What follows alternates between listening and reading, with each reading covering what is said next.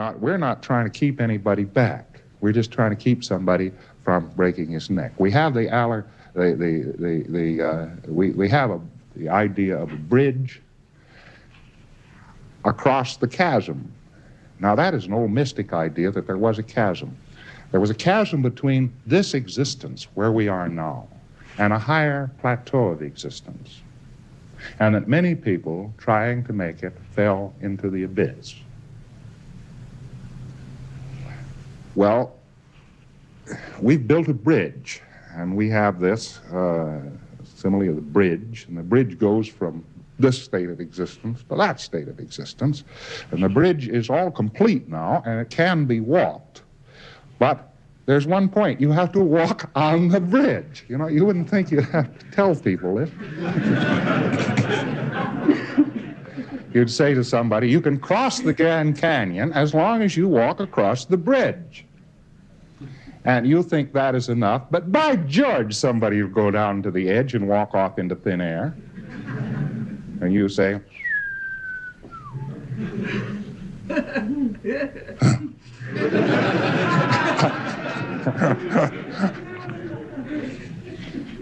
so the gradation classification plan is a prevention of that kind of thing. It says there is a bridge. And if you're going to go across from where you are now to where you're going to arrive, well, you go across on the bridge. The North African Desert Ritual, the Summoning of Choronzon. The working took place in the isolated North African desert to symbolize the desolation and isolation required for such an intense magical act. The purpose of the ritual was to call forth Choronzon, an entity in Crowley's system of Thelema, who is described as the embodiment of chaos and confusion. He represents the final obstacle to spiritual enlightenment, and confronting him is crucial to crossing the abyss, a metaphor for the dissolution of the ego and overcoming the illusory nature of the self.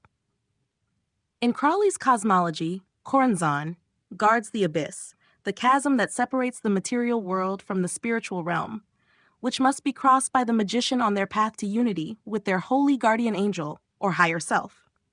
The ritual itself involved a complex series of invocations, Kabbalistic formulae, and sexual elements, including acts between Crowley and Neuburg, which were intended to channel the intense spiritual and psychic energy needed to invoke Choronzon and dissolve the participants' egos. Crowley entered a magic circle and began the ritual, while Neuburg acted as the scribe and an assistant. During the ritual, Crowley reportedly went into a deep trance and began to channel Choronzon, who attempted to destroy Crowley's will and sanity. The experience was harrowing, as the entity is associated with ultimate dissolution, confusion, and the stripping away of all illusions. Crowley's goal was to maintain control and transcend Choronzon's influence, representing a successful crossing of the abyss. Homosexual elements and the ritual's nature. As in many of Crowley's rituals, sexual acts, including homosexual interactions, were used as a form of sacred sex magic, known in Thelema as erotocomatose lucidity. These acts were intended to break down the psychological and spiritual barriers of the practitioners. Crowley believed that through these acts, participants could release their psychic energy, dissolve the ego, and transcend the limitations of the material self. In the context of this ritual, Crowley and Neuburg's sexual acts were part of the working's power dynamic, symbolizing submission, domination, and the unification of opposites in the magical process.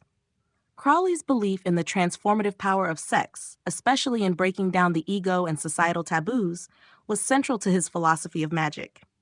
These intense sexual and psychological practices were designed to leave the practitioner vulnerable and open to transcendent experiences, similar to the methods used in later occult systems, such as chaos magic. The connection to Scientology's OT levels and disconnection. In Scientology, the OT levels similarly represent a path toward spiritual transcendence, though the language and methods are vastly different from Crowley's occult framework.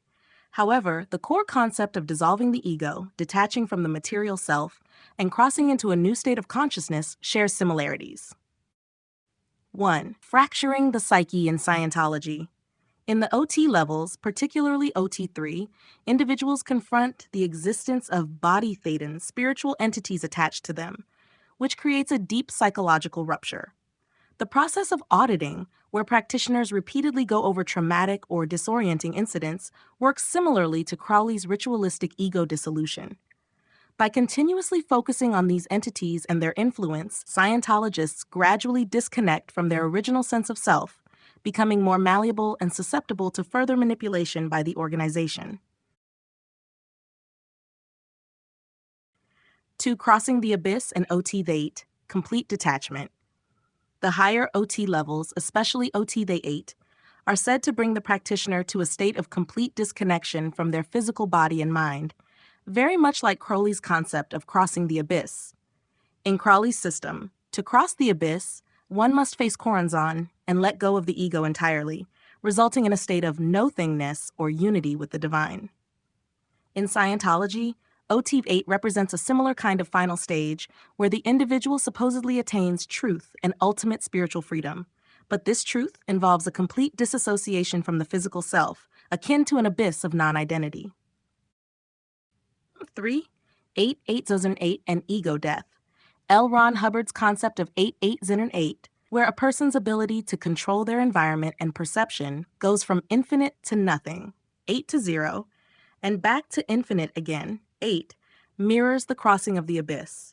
Both Crowley and Hubbard describe a journey of disconnection from the material world and personal identity, followed by a reintegration of the self into a higher spiritual understanding or realm. Crowley's concept of the abyss involves the death of the ego and a confrontation with the chaotic void of Choronzon, while Scientology's higher OT levels require the practitioner to let go of their identity to become a fully operating thetan, disconnected from the physical universe. Conclusion: The Abyss, Choronzon, and Scientology's spiritual disconnection.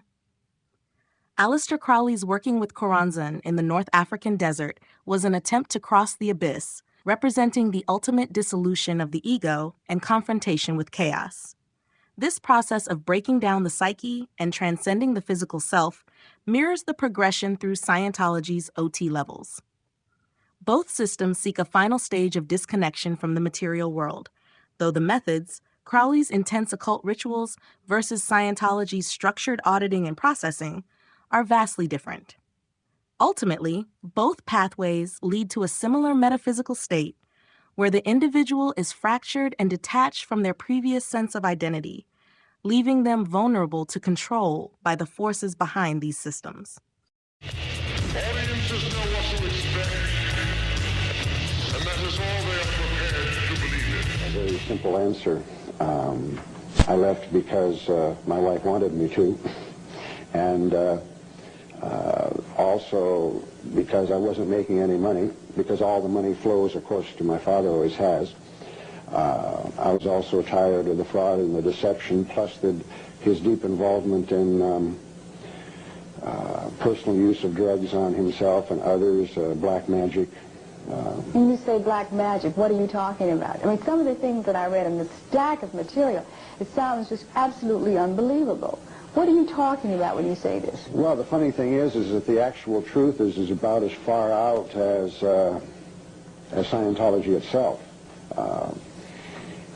Really, the basis of Scientology, which is rather hidden and covered over, is the occult, the deep involvement with satanic powers. That he felt that he was deeply involved with a British black magician called Aleister Crowley, and through putting himself in deep hypnotic trances and the use of drugs on himself, he wanted to become the most powerful being in the world. Did you consider all of this a religion? Do No. you now? No. Why not? Because it's a business. It always has been. I was one of the...